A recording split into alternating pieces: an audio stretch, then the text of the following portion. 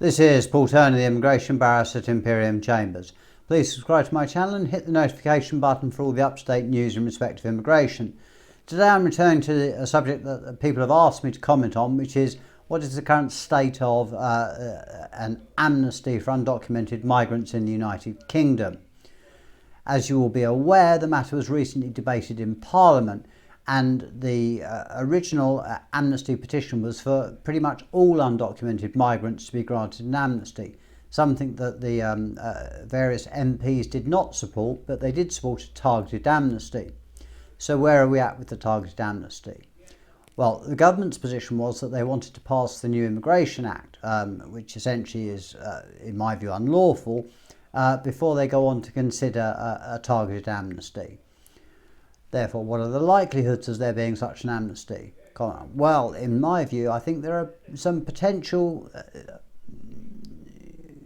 causes for optimism in this regard, given the fact that as recently as yesterday or the day before, it appears that the Home Office has spent some £9 million removing only 800 people from the United Kingdom, which means that if there are 1 million or so undocumented migrants, and probably more, that it would cost the government billions and billions of pounds to remove such people.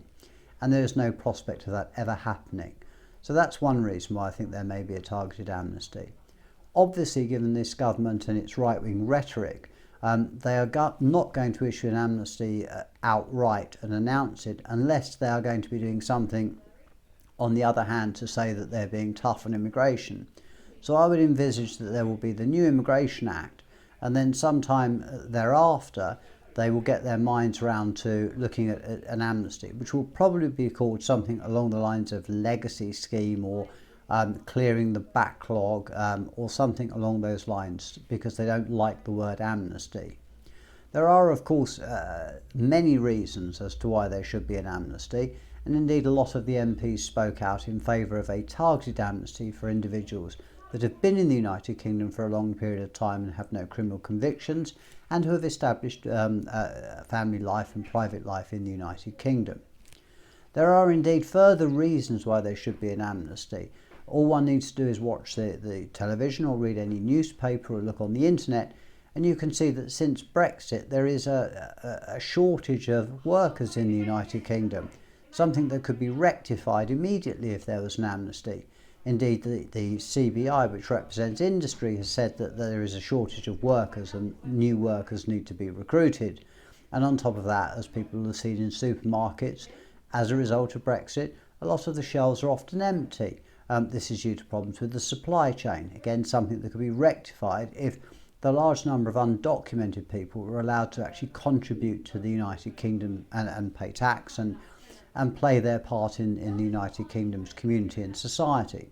So we have yet further reasons for an amnesty. Not only is there a shortage of workers, and this is causing a great impact in the hospitality industry, where a lot of migrants work, there's also a shortage of delivery drivers, and there are shortages in shops of essential food items, something that people probably didn't expect when they voted for Brexit. So perhaps one of the consequences of Brexit, albeit that it will be taken in place many years later, is that this will actually support the cause for a targeted amnesty. The benefits, of course, is that it's not only humane, as Boris Johnson has said, but it will also raise further revenue for the taxman, and it will also enable people to escape being subject to the hostile environment, something which is to be lauded.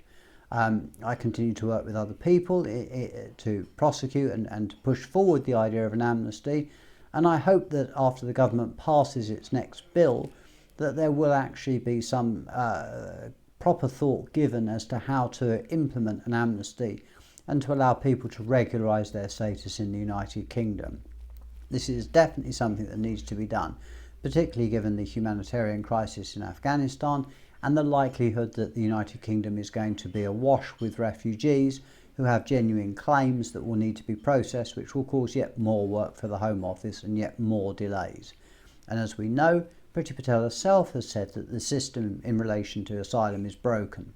So if one has a broken system and one has millions of migrants in the United Kingdom unlawfully, the easiest way of fixing the system is to regularise the status of people in the United Kingdom, such as other countries such as Italy have done, and then put in proper rules and regulations so as to monitor migration and control it properly.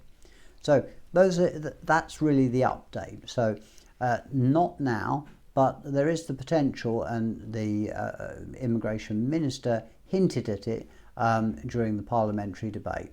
So I hope this answers some of my viewers' questions.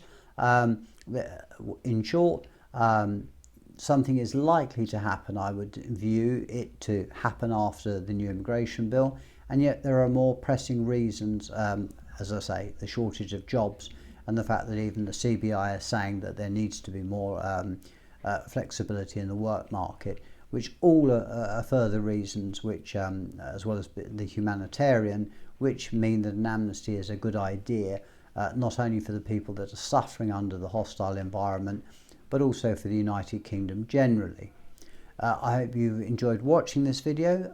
If you have any comments or any subjects you wish me to discuss in future, please let me know and I'll do my best to address them.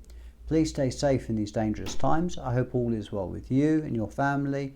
Thank you again for watching. This is Paul Turner, the Immigration Barrister at Imperium Chambers.